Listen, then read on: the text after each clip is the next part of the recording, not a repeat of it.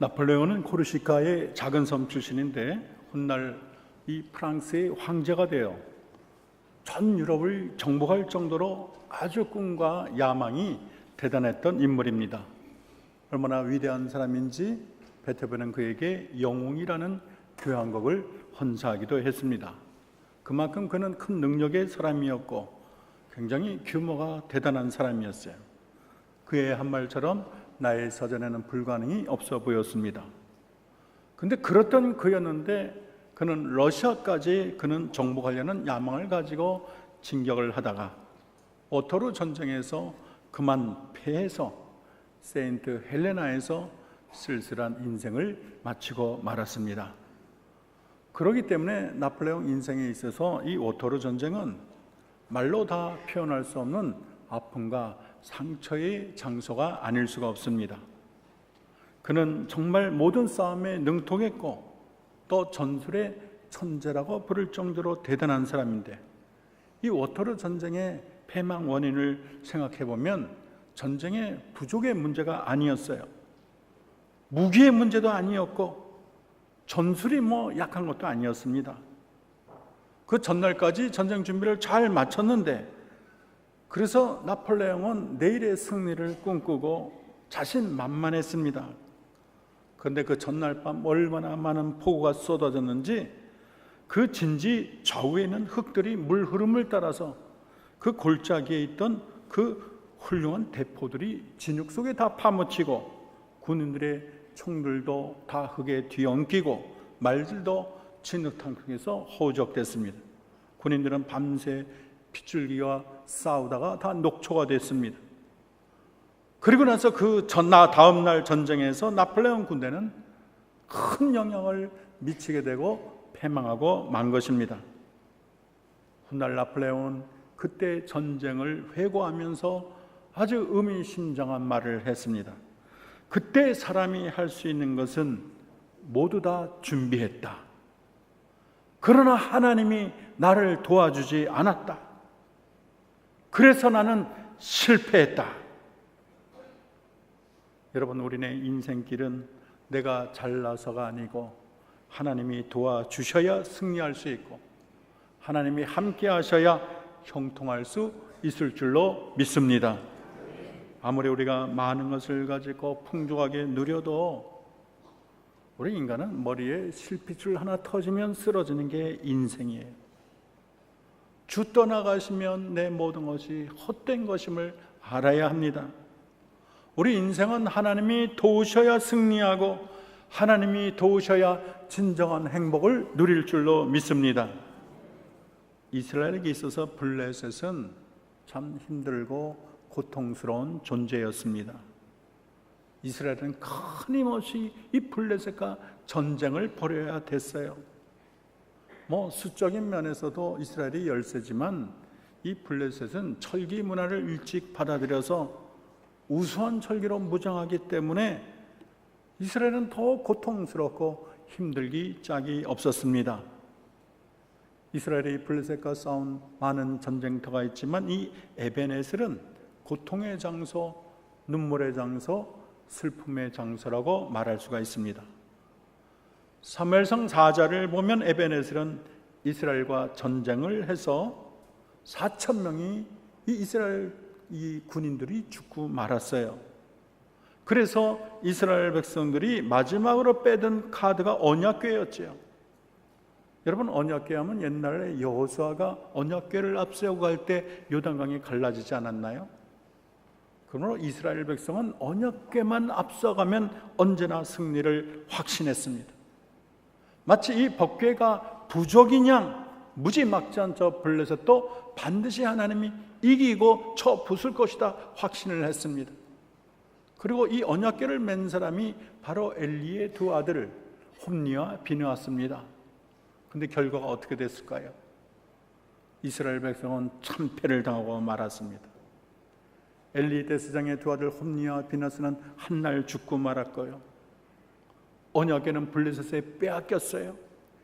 이 소식을 들은 엘리 대제사장은 너무나 충격을 받아서 쓰러져서 목이 부러져 죽고 말았습니다. 이 에벤에셀은 처음부터 승리의 장소가 아니었어요. 처절한 패배가 몸소리 쳐지는 그런 장소였어요. 이스라엘은 하나님의 벗게만 하면 우리는 승리할 것이다 했는데 그것은 어리석었어요. 그들의 신앙 깊은 곳이 곪고 썩어 들어갔고 이스라엘의 영광이 이스라엘을 떠나고 만 것입니다. 이스라엘이 얼마나 당황했겠어요. 벗개가 있으니까 승리는 따놓은 당상으로 믿었는데 너무 처절한 패배, 벗개마저 빼앗기고 말았으니까 이 하나님이 우리를 버리셨나? 하나님이 약한 신이신가? 그들은 패배의 진정한 원인은 깨닫지 못하고 계속 하나님만 원망했을지도 모르겠습니다. 문제의 지름길은 무엇이 잘못되었는지 근본을 아는 것이 아니겠어요? 그들의 내면 깊이 곪고 썩은 것을 발견하는 게 중요하지 않습니까? 하나님은 이들이 근본적인 치료를 할 수 있도록 먼저 사랑하는 이스라엘을 처절한 패배를 맛보게 하신 것입니다. 그래서 그들이 돌아서서 순전한 믿음으로 하나님을 붙잡기를 바라신 것입니다. 하나님은 사무엘을 통해서 처절한 패배에 빠진 이스라엘에게 말을 하기를 사무엘상 7장 3절에 너희가 전심으로 여호와께 돌아오려거든 이방신과 아스타롯을 너희 중에 제거하고 너희 마음을 여호와로 향하여 그만을 섬기라. 그러면 블레셋 사람의 손에서 건져내리라.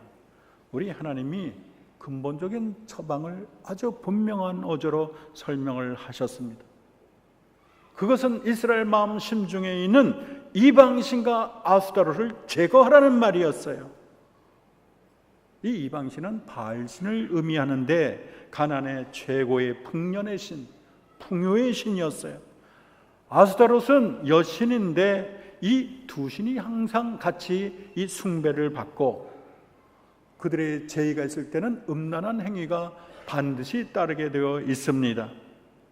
하나님은 이스라엘이 순전한 믿음을 갖기 위해서는 그들이 음란하게 숨기는 우상을 제거해야 됐습니다. 여러분, 모든 것이 보기 좋으면 뭐합니까? 근본적인 것이 어긋나면 모든 것이 문제가 아니겠어요? 하나님과의 관계가 엉클어지면 우리 인생의 모든 것이 엉클어진 것과 다를 바가 뭐가 있겠습니까? 사무엘은 이스라엘 백성을 미스바에로 모여서 회개와 금식을 선포합니다.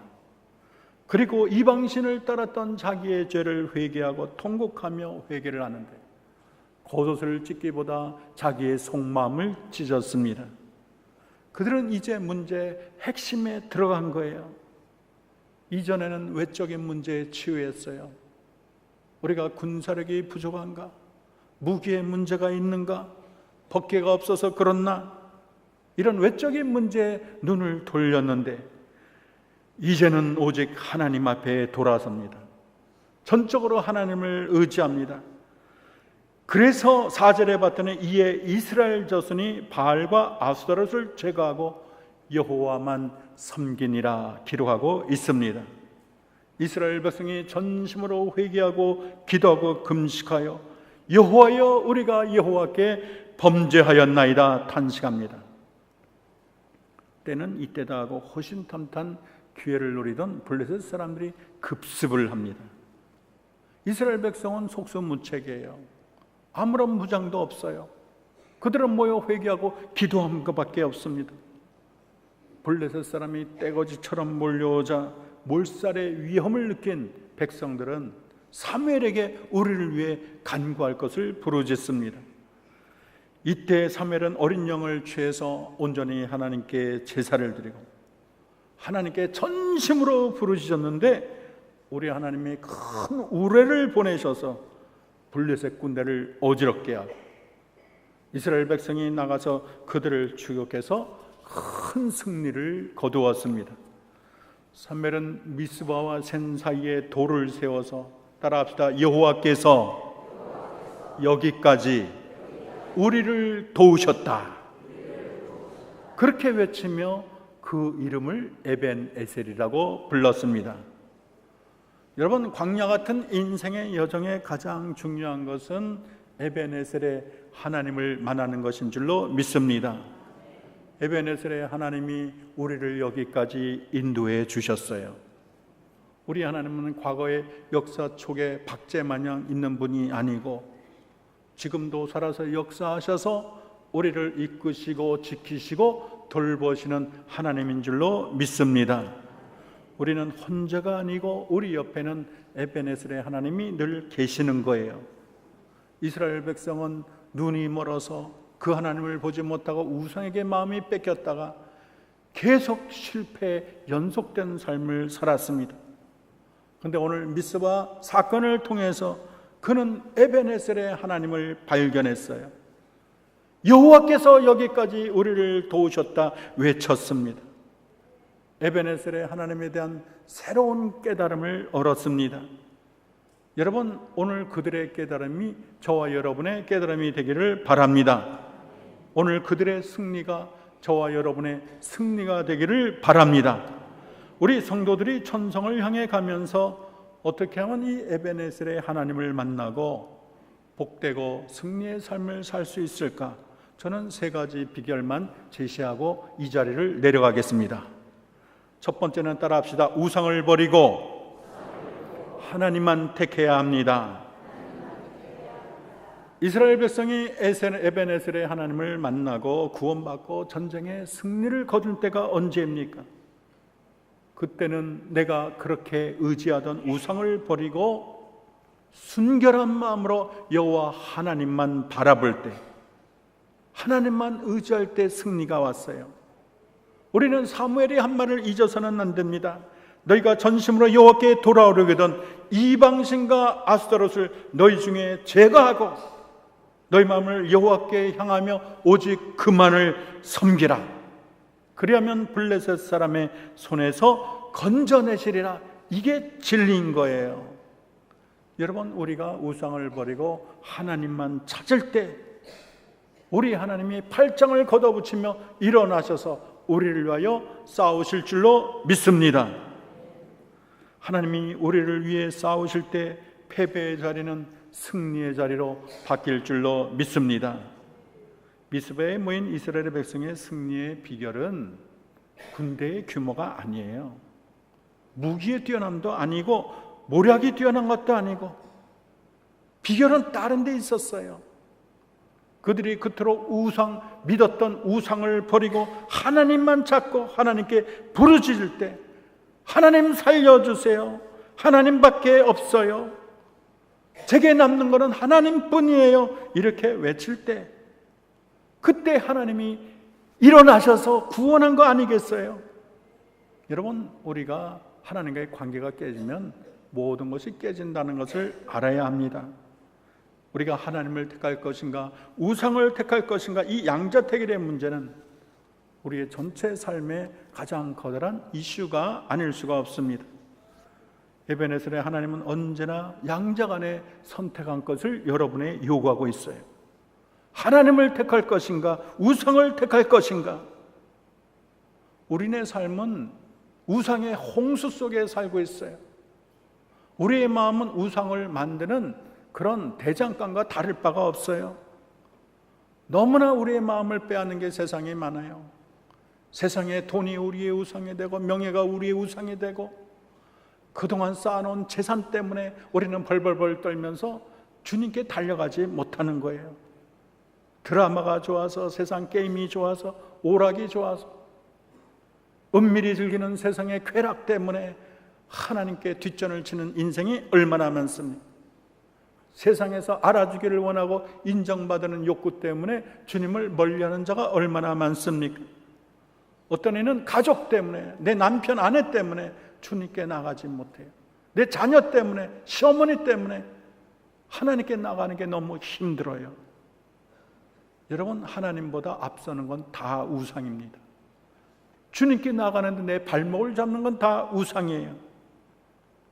우리가 우상을 다 깨트리고 온전히 하나님께 나갈 때만 에베네셀의 하나님이 우리의 영원한 하나님이 되실 줄로 믿습니다.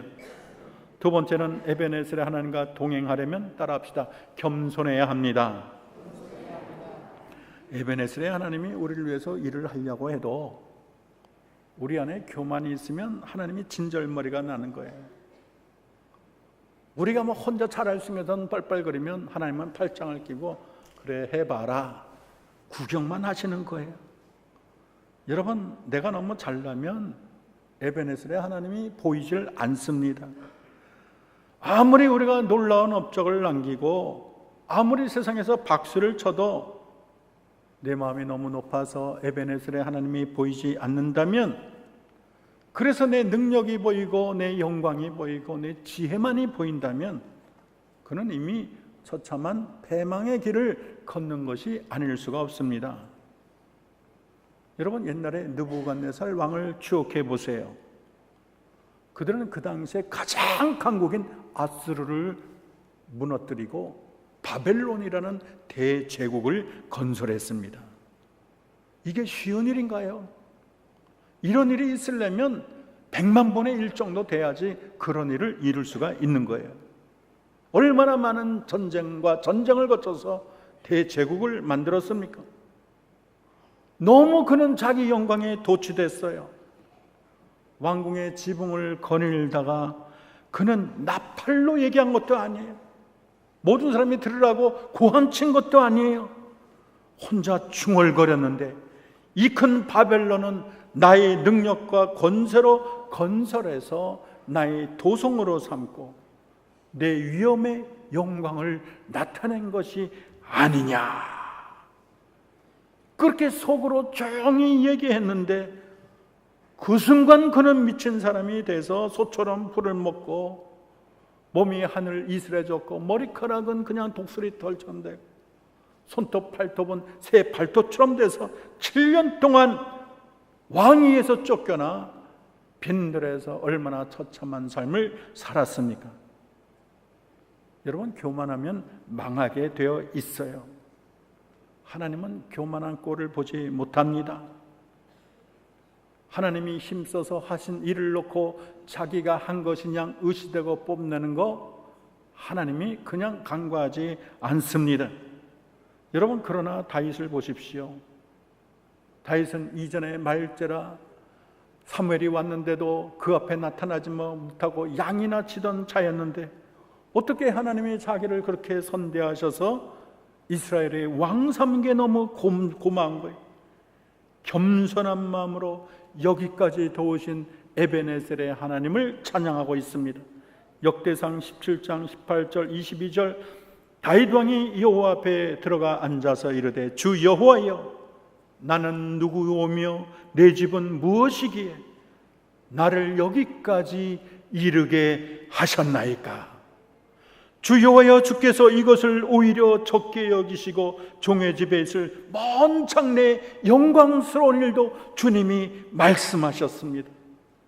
주여는 위대하시니 우리 귀에 들은 대로 주와 같은 이가 있고 주 외에는 신이 없나이다. 얼마나 이 고백이 아름답고 진실합니까? 주 여호와여, 나는 누구오며 내 집이 무엇이길래 하나님이 나를 선대하셔서 여기까지 이르게 하셨나이까?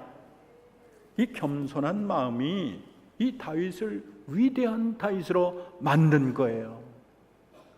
참 다윗 정도 되면 수많은 전쟁에서 승리하고 정말 이 다윗 역사상 이스라엘 백성의 최고의 전성시대를 추구하고 가장 많은 땅을 소유하고 그 정도 되면은 속으로 우쭐대거나 거드름 피울 만한데 이 다윗의 마음에는 이 교만의 뿌리 하나, 잔뿌리 하나 보이지 않는 거예요.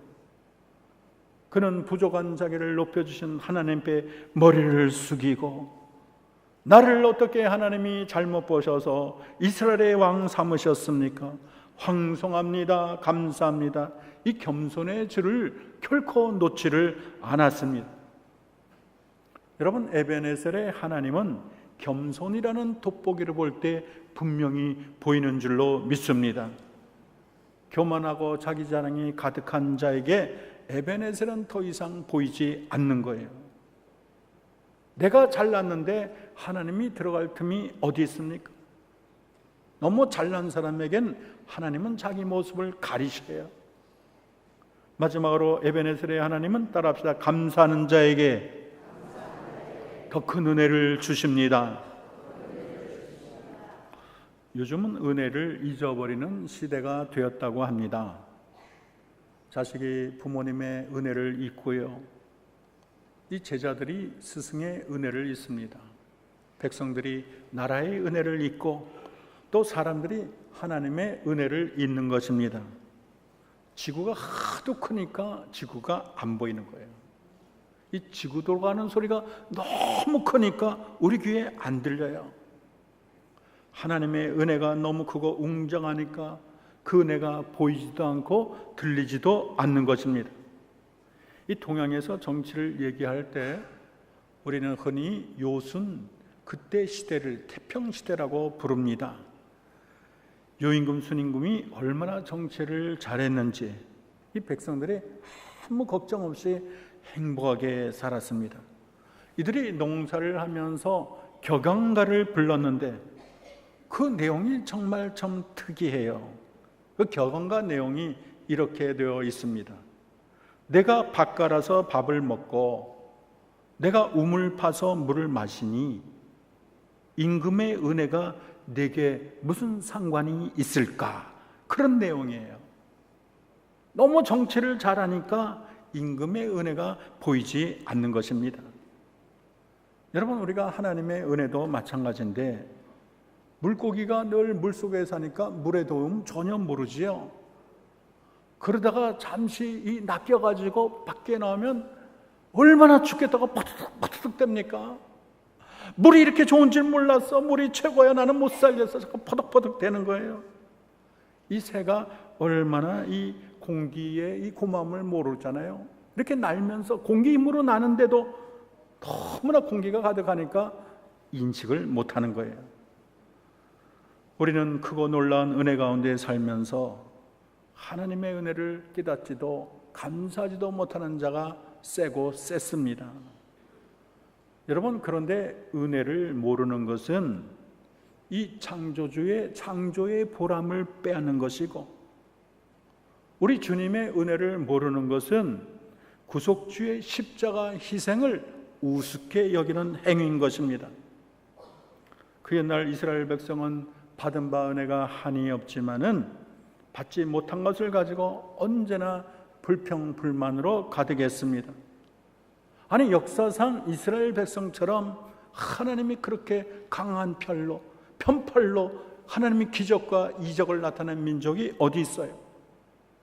하나님이 앞장서서 애굽 땅에 10가지 재앙을 내리고 나중에는 장자까지 다 죽이면서 이스라엘 백성을 구출했잖아요. 홍해를 갈랐잖아요. 구름기둥 불기둥으로 인도를 하고 반석에서 샘물이 솟게 하고 하늘에서 만나가 내리고 메추라기 떼로 저들의 배를 가득 채우고 구름기둥 불기둥으로 인도하고, 아니, 이런 역사를 세상 어느 역사에서, 로마 역사에서, 히랍에서, 동양에서, 중국에서 이런 역사가 없습니다. 그 정도 되면은 얼마나 고맙겠어요. 아침에 일어나도 고맙고 저녁에 자도 고맙고, 하나님이 우리를 선대하시는구나. 다른 민족이 안 하는 것을 우리 민족이 하셨네. 저 지긋지긋한 노예 생활에서 우리를 건져주셨네. 아침에서 저녁까지 맨날 노래해도 부족한데 이 민족은 얼마나 불평이 많은지, 왜 먹는 것이 만나밖에 없냐, 왜 고기는 안 주냐, 왜 부추는 안 주냐, 우리를 죽이려고 인도를 했냐, 목말라 죽겠다, 우리가 들어갈 가나안 땅에 저 거인들 봐라, 장관을 세우고 돌아가자. 모세에게 돌을 던져 삿대질을 하고 죽이려고 했습니다. 받은 은혜가 한없이 큰데도 언제나 불평불만, 한마디로 배은 망독한 민족이 아닐 수가 없습니다. 어떤 자식 죽으라고 길러놨더니 용돈 안 준다고 자기 어미 멱살 잡고 대드는 자식도 제가 봤어요. 뭐 때문에 나를 길렀냐 그러면서 용돈 왜 안 주냐. 성경에 그런 자는 그 눈이 까마귀게 쪼이고 그 등불이 캄캄한 흑암 가운데 꺼지게 된다고 성경은 예고하고 있습니다. 여러분, 사람이 다 그 모양이에요. 이미 받은 바 복이 한이 없지만은 받아 누리는 축복과 은혜는 안중에도 없어요. 어린아이들 장난감 그렇게 많이 사줘도 옆집 아이 노는 거 그거 하나 없다고 밤새도록 울잖아요. 이렇게 자기 백성이 은혜를 너무 쉽게 잊어버리니까 하나님은 옛날을 기억하라고 자꾸 말씀하셔요. 신명기 24장 18절, 너는 애굽에서 종되었던 일과 네 하나님 여호와께서 너를 거기서 속량하신 것을 기억하라, 그렇게 말을 해요. 신명기 32장 7절, 옛날을 기억하라, 역대 연대를 기억하라, 내 아버지께 물으라, 그가 내게 설명할 것이요 어른들에게 물으라, 그들이 내게 말하리로다. 이사야 46장 9절, 너는 옛적 일을 기억하라, 나는 하나님이라 나 외에 다른 이가 없느니라, 나는 하나님이라 나 같은 이가 없느니라. 하나님은 자꾸 은혜를 까먹는 그들에게 기억하라, 기억하라, 기억하라 선언하고 있습니다. 과거의 비천을 생각하고 종된 것을 생각하고 너희들이 누리는 은혜를 생각하라고 말하는 거예요.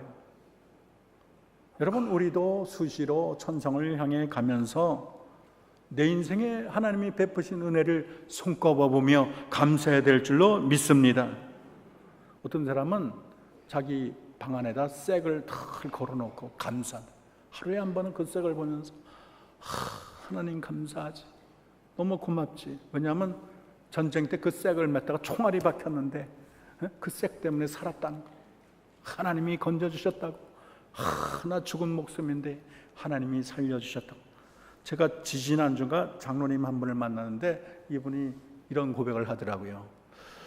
자기가 이제 야외에 나가서 이렇게 풀이 많이 무성한데 아주 경치가 좋아서 탁 앉아가지고 책을 딱 읽는 거예요. 책을 딱 읽는데 아니 갑자기 허리가 너무 아프더래요. 허리가 너무 아파가지고 끊어질 듯이 아파서 참다 안 되고 참다 안 돼서 이렇게 허리를 쫙 펴는데 갑자기 총알이 팽 하고 지나가는데, 그리고 여기가 쫙 찢어졌대요. 그리고 그거를 자기가 계속 간직한다는 거예요.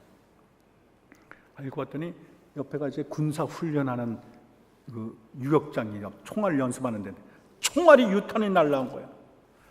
근데 거기에는 풀만 나 있고 아무도 없어서 자기가 그냥 이렇게 했으면 옆구리 맞아가지고 벨이 터졌을 텐데, 그렇게 되면 자기가 뭐 연락할 수도 없고 깜짝없이 죽었는데 어떻게 허리가 끊어질 듯이 그때 아파가지고 쫙 펴가지고 쫙 그렇게 지나갔냐는 거예요.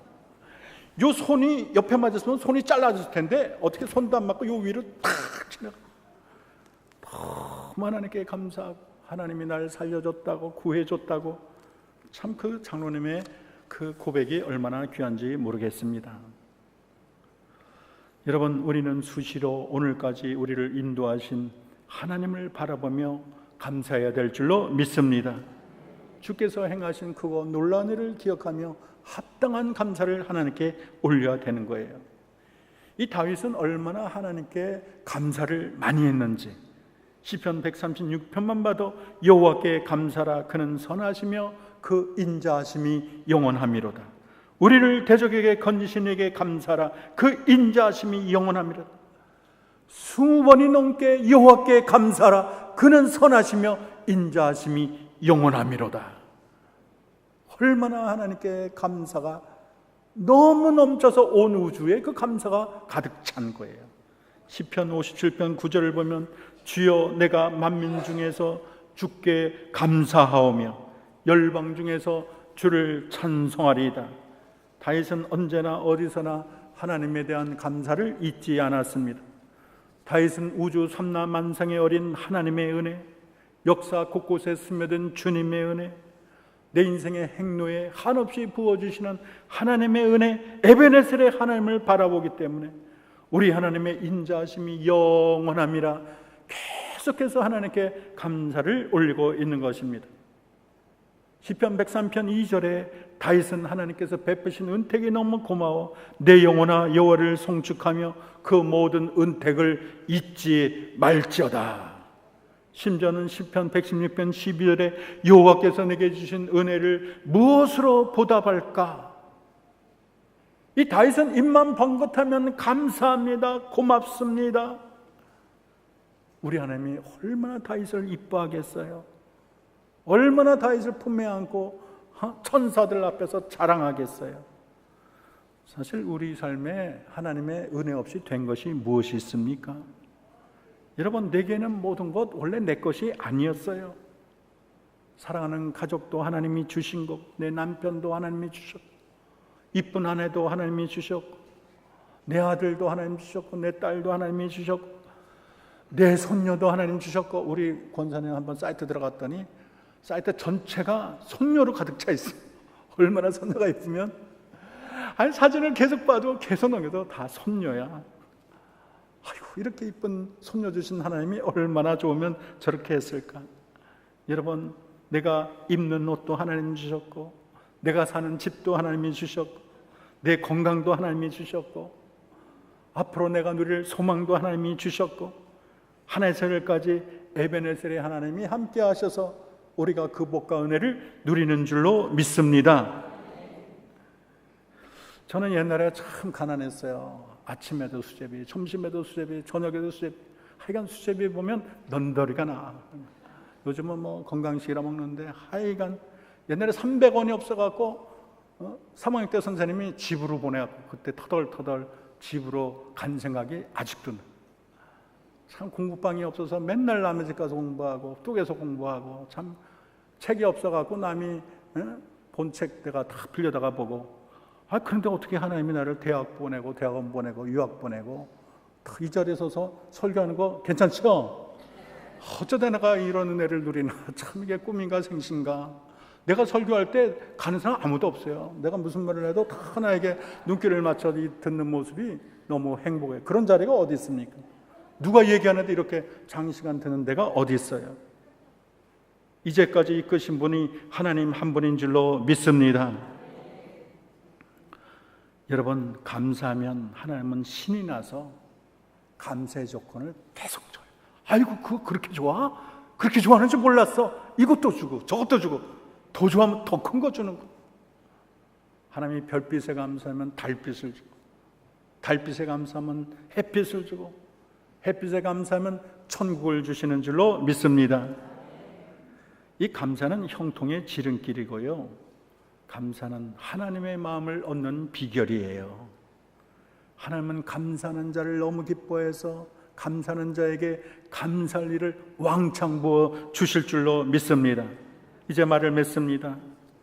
그의 날 미스바 광장에서 이스라엘 백성이 그렇게 평생 의지하던 우상을 버리고 상한 마음, 통회하는 마음으로 온전히 하나님 한 분만을 의지할 때 그들은 에베네셀의 하나님을 만났습니다. 그 격퇴할 수 없는 블렛을 단숨에 무찔렀습니다. 우리도 우리를 시시각각 유혹하는 수많은 우상을 버리고 하나님 한 분만을 온전한 마음으로 바라볼 때 에베네셀의 하나님이 일어나셔서 여러분을 위해 싸워주시고 여러분을 위해 길을 마련하시고 하늘나라 가는 그날까지 여러분을 꼭 지켜주실 줄로 믿습니다. 우리 모두 도우시는 하나님 앞에 겸손합시다. 내 지혜, 내 능력 그렇게 대단한 게 아니에요. 험한 인생길에 주님이 도우셔야 살고 주님이 도우셔야 승리할 줄로 믿습니다. 아니, 어린아이들 태어나 보면 손가락 난 쉬어봐, 이게 11개일까 봐. 딱 보면 정확히 10개면 얼마나 기분이 좋아요. 혹시 발가락 하나 더 있으면 어떡하나, 다시 오면 10개. 아이고, 하나님 잘 만드셨네. 하나님이 졸지 않으셨네. 그런데 첫 문제는 그 발가락, 손가락이 얼마나 약한지 톡하면 부러질 것 같아.